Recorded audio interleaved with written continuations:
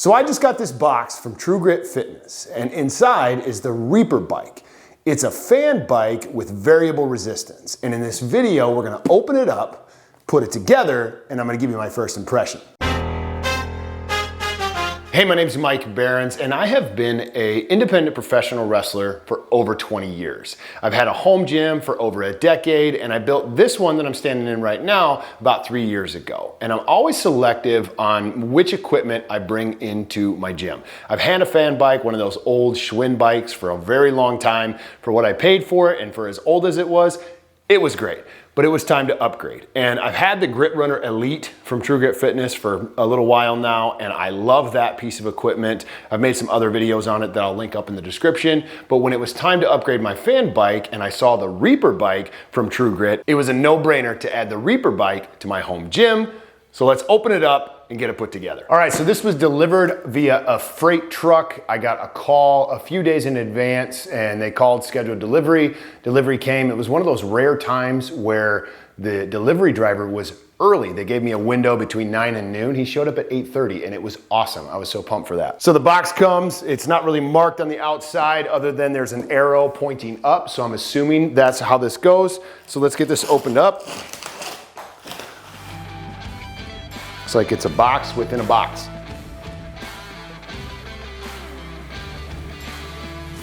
All right, here we go. I thought it was kind of odd that there wasn't any branding on the box. Now let's get this sucker opened up. Looks like it is upside down.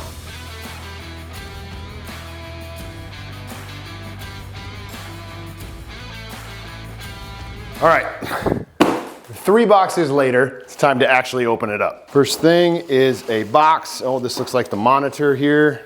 Tru Grit monitor and instructions for the monitor, how to work the monitor. Set that aside for right now. Tape up here. Here's the hardware. Looks like it's got a couple wrenches, Allen wrenches.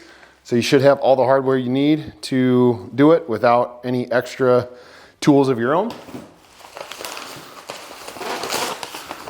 Here's the owner's manual. Let's finish opening it up first. On the outside of the styrofoam is the seat and some other pieces. So definitely need to get that apart. Same thing on the other side, more pieces packed into the styrofoam. And same thing here, more pieces packed into the styrofoam. Ooh, there it is. Looks like most of it comes put together. Handle in the back. The bases are not on it. Nice slim profile right now. Okay, let's read the instructions. Preparation. Before assembly, make sure that you have enough space around the item. Use the present tooling for assembly. Before assembly, please check whether all needed parts are available. At the above of this instruction sheet, you will find an explosion drawing with single parts marked with numbers, which the items consist. Assembly instruction. Attach the front stabilizer to the main frame using 2 sets of 010 flat washers and bolt 1. Attach the rear stabilizer to the main frame using 2 sets flat washers. Attach the front foot cover to the front stabilizers using 2 sets of screws, and attach the rear foot cover to the rear stabilizer using the 2 sets of screws. So we're gonna do the feet first to keep it upright. Looks like those were in the front piece here.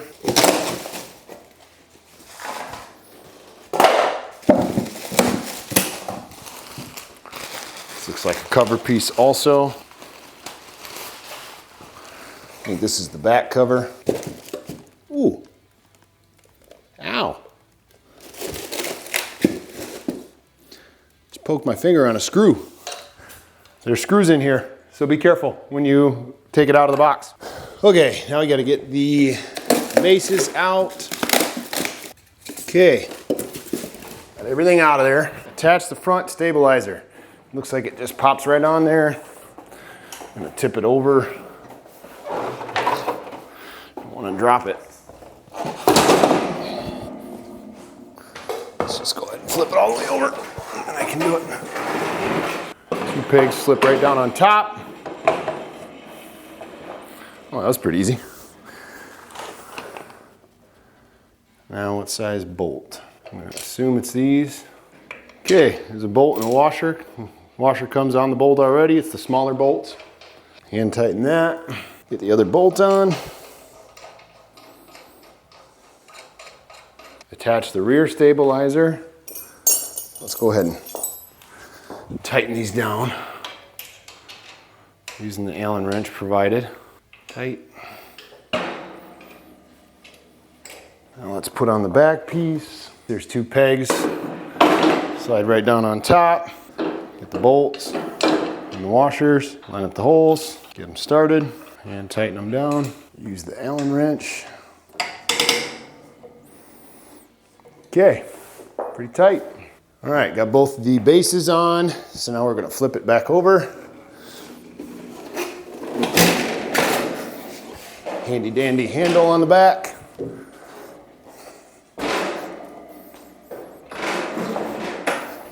Attach the rear stabilizer, attach the front stabilizer. Now we're gonna attach the front foot cover and the rear foot cover. 2 plastic pieces here that are the covers. Keep them nice. So the screws to attach these are already screwed in here. So you're gonna need to unscrew those so that you can get to them. Same thing in the back, they're already screwed in. Probably just for shipping purposes, make it easier. Okay, so we're gonna go ahead and attach this front cover on here. Screw down. Now we'll put the back on.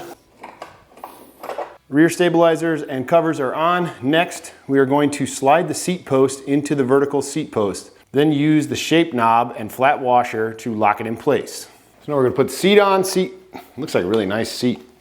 Wide bottom. Slides right down on the peg. And you can use the knob back here to adjust it. Slides back and forth. Just leave it here for now, tighten it down. And then there's a knob down below that you can unscrew to lift it up higher. So let's just pick here and lock it in. Tighten it down. Actually, let's go down a little bit more. Bring it down here. Okay.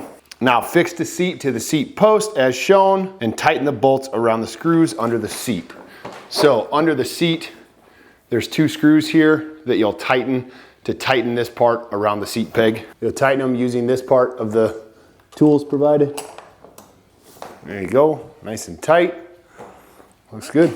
Okay, next step is to insert the left handlebar assembly and the right handlebar assembly into the main frame assembly according to the figure, and use bolts, elastic spring washers, and nuts to lock them. Then use tools to fix the pedal screws to the main frame assembly. All right, so let's do the handles first.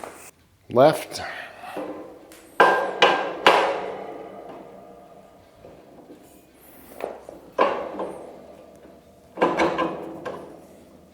Okay, so the handle just slides right on just like so, but it will only go in the right groove. So you got to find until it locks into place, and then it just slides right in. And the handles are clearly marked right and left so you don't screw it up. And it goes on the same way. There we go. Okay, now that those are on, you got to use the screws, washer, and nut to lock them. So this is the screw, washer, and nut to lock it into place. Okay, once they're in there, use this bolt and washers to lock them into place. Slide through. I'm going to put the nut and the washer on the other side. All right, you're going to use the Allen wrench and you're going to use this to tighten this down. Same thing on the other side.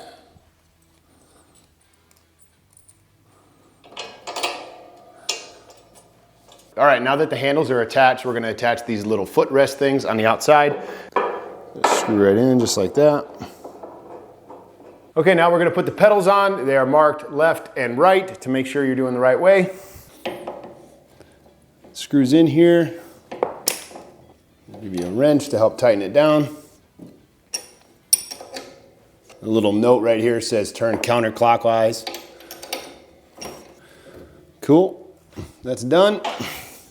Got the right one. This note says fasten clockwise.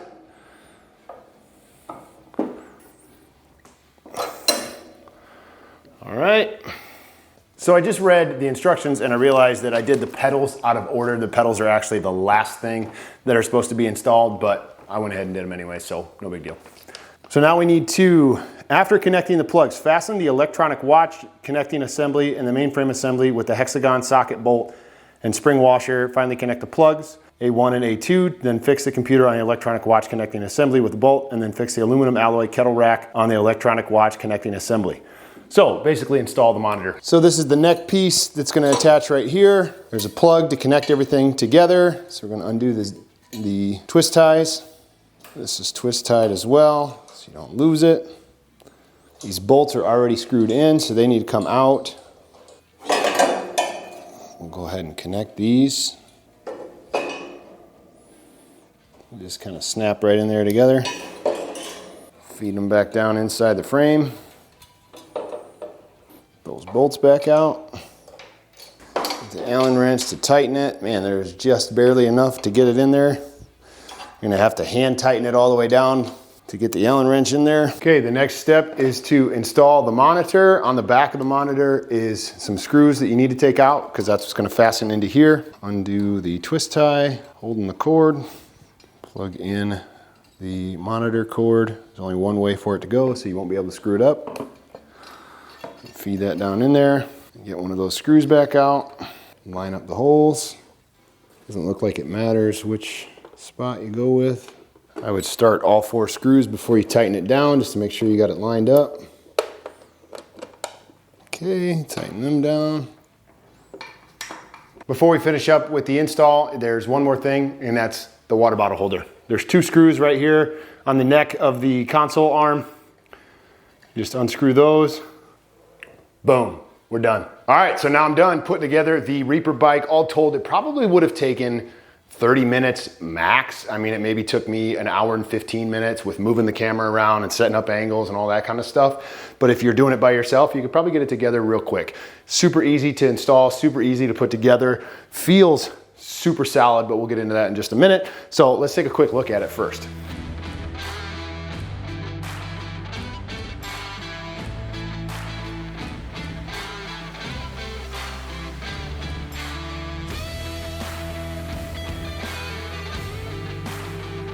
All right, now before we give it a test run, all we gotta do is put in some batteries. It takes 4 AA's. Display's on, looks good. There's a target time, target distance, target calories, target heart rate, intervals, 10, 20, 20, 10, interval custom, start, up and down, stop. All right, time to take it for a test drive. Ooh, the seat is a lot more comfortable than the old Schwinn bike that I had. Oh man. Wow. Holy cow, this is so quiet. Oh, backlit monitor, cool. Wow. Wow. What a nice bike. So quiet. Get going a little faster.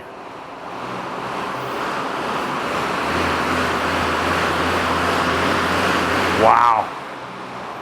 I mean, it definitely winds up because it's a fan bike, of course. Obviously, it's going to make some noise. So smooth, so nice. Very cool. I think I need to raise my seat up a little bit. A quick adjust seat. Yeah, there we go. That's better. A little higher.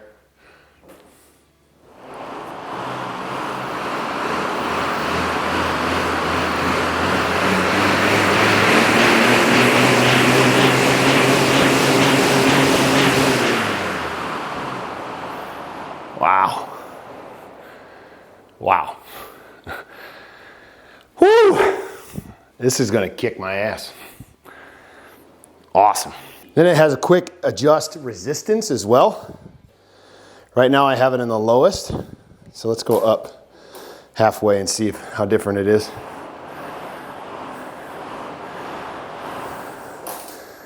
Oh, wow. Wow. What a difference. Oh, holy smokes. Wow.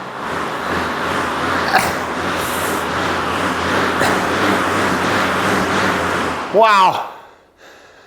Woo-wee. That is brutal. Holy crap. That resistance is no joke. Oh, okay, I see it. There's a thing on the inside here that shifts down and slows down the fan blade. Let's see if you can do it on the fly. Going along. Got it on the lowest setting right now. Oh, you don't even have to lose a step. You can switch that fast. Dang. Wow. Man, that's cool. Definitely beats my old Schwinn Airdyne bike. That seat's super comfortable too. One thing I don't like about the Assault bike is it's got that super narrow seat. So this seat has a nice cushion. Very comfortable. Quick adjust. Goes up and down. So if you're switching in between, doing partner workouts, the seat slides back and forth. Whatever you want. You can go all the way back. All the way forward. Just a quick adjustment. Back on it. The seat is so comfortable. Oh man, that resistance is nothing, something else. Wow. Put it all the way up, the easiest. Just like a normal, smooth fan bike.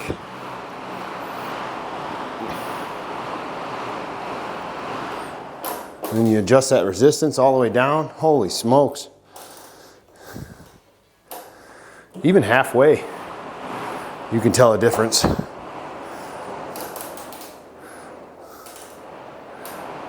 Yeah, that'll be like riding hills on a bike, on a fan bike. Holy smokes. That's the differentiator right there.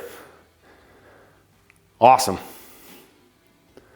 That'll take your workouts and pump them up a notch too. And what I love about that is in a home gym, you need to maximize the tools because I don't have a ton of space here. I mean, it's a single car garage space.